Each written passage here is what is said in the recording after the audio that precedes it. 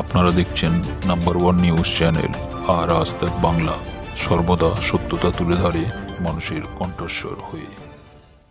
রবিবার দেওয়ান বাবা আস্তানা মাঠে সকালে নামাজ পড়া হলো। পবিত্র ঈদ উপলক্ষে সারা বিশ্বব্যাপী ইসলাম ধর্মের মানুষেরা নামাজ পড়ে থাকেন। এই ঈদ মুসলিম ধর্মের মানুষের কাছে খুবই পবিত্র ও মহতী অনুষ্ঠান।